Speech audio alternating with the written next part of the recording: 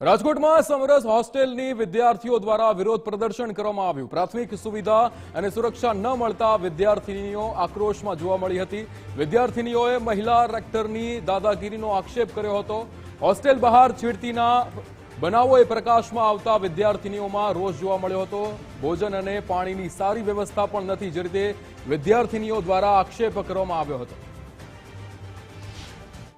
Safety નથી, પોલીસનું patrolling આવતું નથી અને અહીંયાના ફરતી સાઈડના જે ઇન્સિડન્ટ જે અસામાજિક તત્વો દ્વારા જે ગર્લ્સને હેરાન કરવામાં આવે છે એ બધી જે જગ્યાએ થાય છે તે સમરસની ફરતી સાઈડ કોઈ કેમેરા છે પણ એક પણ ચાલુ કરેલા નથી। અને અસામાજિક તત્વો જે છોકરીઓને હેરાન કરે છે, છોકરીઓની પાછળ આવે છે અને છોકરીઓને કપડા કાઢી અને પાછળ દોડે છે। ત્યારે અમે લોકો એ છોકરાને લઈને આવીએ છીએ ત્યારે મેડમ એ છોકરાને જવા દે છે અને જ્યારે અમે સબૂત તરીકે વિડીયો ઉતારીએ છીએ તો એ પણ ડિલીટ કરી દેવામાં આવે છે અને અમને ધમકી મારવામાં આવે છે કે જો તમે લોકોએ કંઈ પણ વસ્તુ કરી, તમે સ્ટ્રાઇક કરી કે તમે કોઈ પણ વસ્તુ આગળ કરી તો હું તમારા પેરેન્ટ્સને બોલાવીશ અને એન્ડ તમારું એડમિશન પણ અહીંયાથી રદ કરીશ। આપણે વાત કરીએ તો કે પાણીની પ્રોબ્લેમ છે। સવારના 1 કલાક અને સાંજે 1 જ કલાક પાણી આવે છે અને એ પણ 1 કલાક જ્યારે પાણી આવે છે ત્યારે અમુક ફ્લોર ઉપર ખાલી 1 અથવા 2 જ બાથરૂમમાં પાણી આવતું હોય છે। તો શું 1 અથવા 2 કલાકમાં આટલી બધી છાત્રાઓ નાહી લે? જ્યારે નાવા જઈએ છે ત્યારે પાણી વહી જાય છે। જમવાની વાત કરીએ તો જમવાની ગુણવત્તા સારી નથી હોતી। જમવામાં મકોડા, ધનેડા અને આજે જ અત્યારે રાત 7 વાગે જમવા જ્યારે ગયા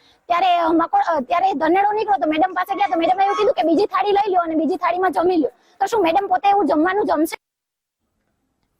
આપણી સાથે સંવાદદાતા ગૌતમ ભેડા જોડાઈ ગયા છે। ગૌતમ, જે રીતે રાજકોટમાં સમરસ હોસ્ટેલની વિદ્યાર્થીઓ કે જેમને પ્રાથમિક સુવિધા પણ નથી મળતી અને એમની સુરક્ષા પણ સરખી રીતે નથી મળતી, શું વિગતો?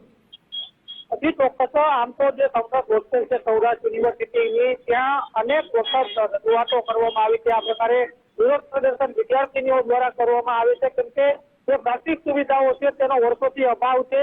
અનેક વખત રજૂઆત છતાં કોઈ નિરાકરણ નથી આવતું, ત્યારે આજે ફરી એક વખત સમરસ જે હોસ્ટેલ છે તેની વિદ્યાર્થીનીઓ છે તેમના દ્વારા પોતાનો વિરોધ નોંધાવવામાં આવતો હતો, કારણ કે જે પ્રાથમિક સુવિધા છે તે તો મળતી નથી જ, પરંતુ સાથે સાથે આ જે વિદ્યાર્થીનીઓ છે તેની સુરક્ષાને લઈને પણ સવાલ છે, કેમ કે સમયસર પેટ્રોલિંગ નથી થતું। સીસીટીવી છે તો બહારની સાઈડમાં પણ તો સીસીટીવી ચાલુ કરવામાં નથી આવતા। અનેક વખત વિદ્યાર્થીનીઓ છે તેમને રાત્રિના સમયે હેરાનગતિનો સામનો કરવો પડતો હોય છે।